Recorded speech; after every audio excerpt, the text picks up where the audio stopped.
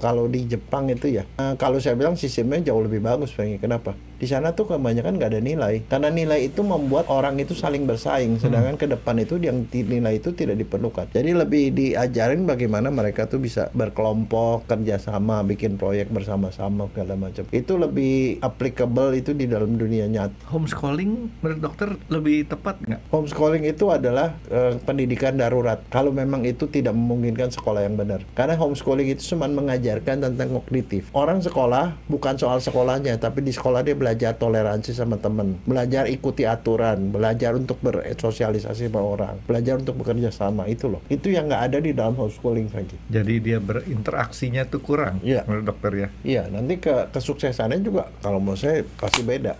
Sekarang dok, kalau misalkan ada anak-anak yang dapat pressure seperti itu, kita tahu dari mana bahwa anak tersebut kemudian tidak menyukai di pressure seperti itu? Kan kadang-kadang anak juga ada yang Kadang-kadang terlambat, Franky.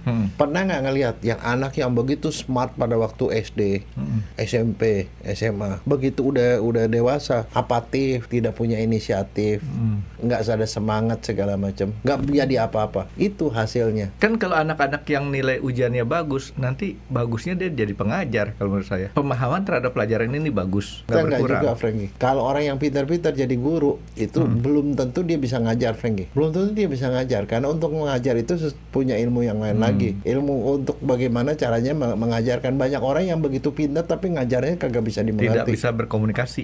Simak cerita selengkapnya di YouTube channel X Undercover dan jangan lupa di-subscribe.